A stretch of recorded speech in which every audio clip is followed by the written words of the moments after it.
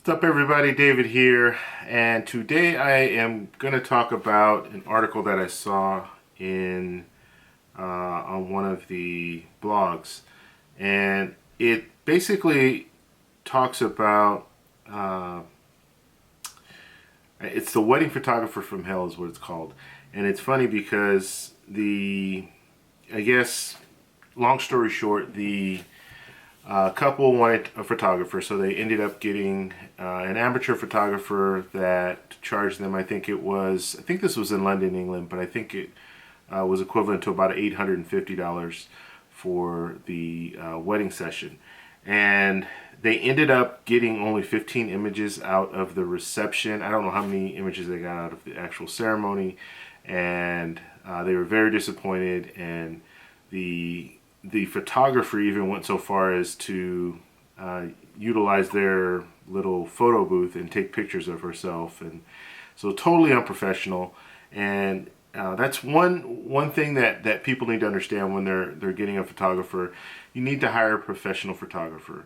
If you're gonna get a photographer at all, get a professional one. Don't go to colleges or try to hire an amateur photographer, or have a friend shoot it and expect good results. It's just not going to happen. Professional photographers are there for a reason, and we take great pride in what we do, and we're professional in the sense that we're not going to be drinking on the job or out there at the photo booth. We're just not going to be doing those type of things. That's not what a professional does. So you get what you pay for. It's unfortunate in this situation for the bride and groom. They did go to court. They did sue the photographer in small claims court, and I think they did win. I don't know how much money they won, or if they just won the $850 back. But I mean, understand, those are memories that are gone, and you'll never be able to reenact that. That's gone. So when you're in a situation where you want to hire a photographer, but make sure it's a professional photographer, and make sure you do your research, and don't try to go the cheap route when it comes to photographers. You have wedding cake, you have reception hall, you have all these other expenses that you pay for, and a lot of times people look at the photographer as like, oh, you know what, I can just get anybody to do the pictures and they'll turn out fine, and that's not the way it works.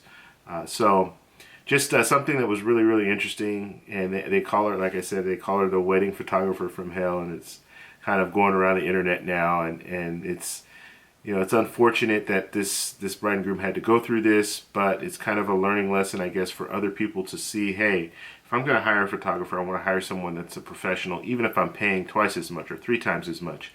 I'm going to get good results. They got 15 images of the reception, 15 images. And that's all they have, and they didn't even show any pictures from the wedding reception or the wedding ceremony. So I don't even know if they got any pictures there.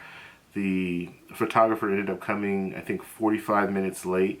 Just things like that. I mean, it's unfortunate, but it's a situation where you really need to value your photographers. And when you get out there and you want to take pictures, or when you get out there and you want to get a photographer, make sure you hire someone that's professional. That's all I have. I just thought it was interesting. I was looking at it on the internet, and it just kind of brought back that feeling. I mean, professional photographers are always struggling to try to compete in a market with people who come in at very, very low prices, saying that they might even say they're professional, but they're $500 weddings, $850 weddings, even $1,000 weddings, and they're really not professional. And they'll come in, and it's not.